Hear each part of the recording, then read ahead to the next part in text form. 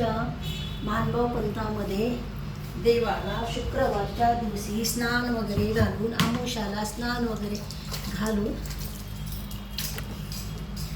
दही दुधाने उठे वगैरे करतात आणि असे देवाला फुलं वगैरे लावतात.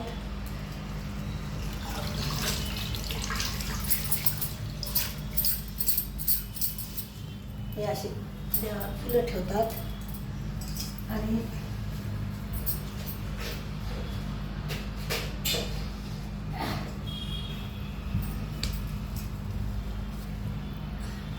असं चक्रधर दत्तात्रेयाला फुल ठेवते.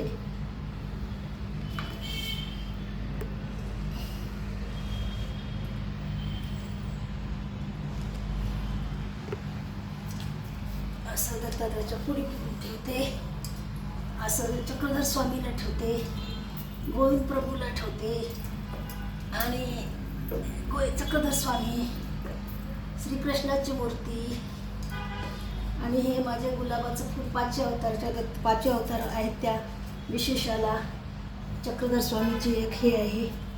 आणि हे इथं एक फूल ठेवते, इथे एक फूल ठेवते, इथे एक फूल ठेवते, अशी ठेवते.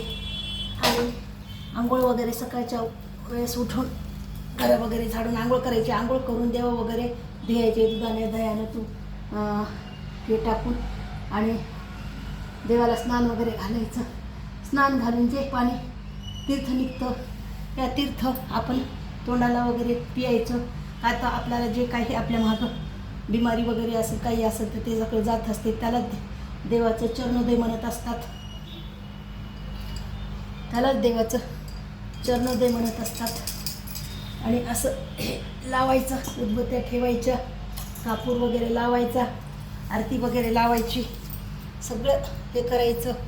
एकदा काय झालं, साधा इसेला चक्रधर स्वामी म्हणाले की जा साधा इसा गावामध्ये जाऊन भिक्षा वगैरे मागून घेऊन या. आणि साधा इसा गेली आणि भिक्षेसाठी भिक्षा मागून येत असताना ब्राह्मणाच्या घरी गेली. ब्राह्मणाच्या घरी गेल्याच्या नंतर त्यांनी तिथं तिला जेवण करा असं म्हणून सांगितलं. ती जेवण वगैरे करून आली तेव्हा चक्रधर स्वामी तिथं बसलेले होते ओट्यावर.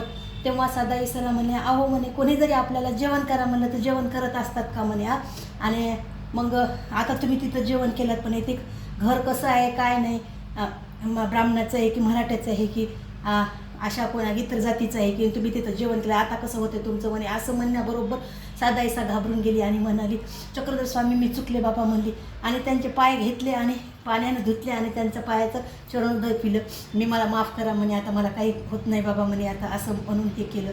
जसं देवाचं चरणोदय पिल्यानं माणसाच्या शरीरावरचे काय आहे ते आपल्या मागचं सगळं निघून जात असते, अंगाला लावत असतात.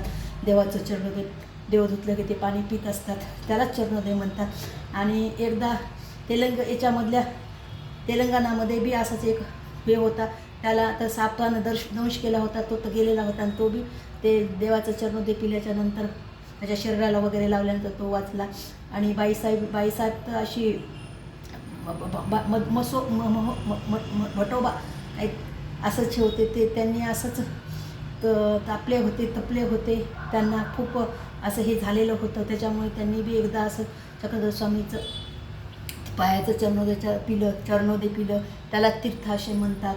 आणि चक्रधर स्वामी तर असं कधीच जातीभेद वगैरे केलं नाही. आणि महादासाला म्हणले, बाई म्हणे चांगली गोष्ट झाली म्हणे, तुम्ही तर ब्राह्मणाच्या घरी जेवण केलात म्हणे. ब्राह्मण म्हणजे आता तो एक आता देवच असल्यासारखा असतो ना म्हणे, तिथं तुम्ही खाल्ल्याच्या नंतर काही होत नसतं, पण तुम्ही किती घाबरून गेलात म्हणे. आणि मी तर जातीभेद नाही करणारा माणूस आहे म्हणे. आणि काय असतं म्हणे, जाते तुमची सगळी सारखीच असते ना, असं चक्रधर स्वामी म्हणत होते. आणि देवाच्या जे आपण स्नान वगैरे आंघोळ घालतो ना, दही दूध वने गरम पाण्याने असं वगैरे हे करतो, आणि तेच जे पाणी ताटामध्ये आपण असं वाटीत काढून ठेवतो ते त्याला दररोज आपल्या देवाच्या यानं चरणोदय करायला पाहिजे. आणि चक्रधर स्वामी असंच उभं टाकले होते. मग तसं साधा इसाला म्हणल्याच्या नंतर आणि ते छिन्न असते ना दगड, त्याला लांब त्याच्यावर उभं टाकले होते. तेव्हा बाईसा आली, बाईसांनी चक्रधर स्वामीच्या अंगावर पाणी टाकलं आणि आंघोळ त्यांना घातली, त्यांच्या पायाचं चरणोदय म्हणून पाणी पिलं. आणि जिथं जे स्नान वगैरे असते, देवाचे मंदिर वगैरे असतात, त्या ओठ्याला जेव्हा उठी वगैरे करतात की नाही, त्यावेळेस त्या स्थानाचं पाणी हे जे आपण चरणोदय म्हणून पितो ते पाणीसुद्धा माणसाला भेटत नसतं आणि ते चरणोदय म्हणून पियायला पाहिजे. श्री गोपाल प्रभू महाराज की जय.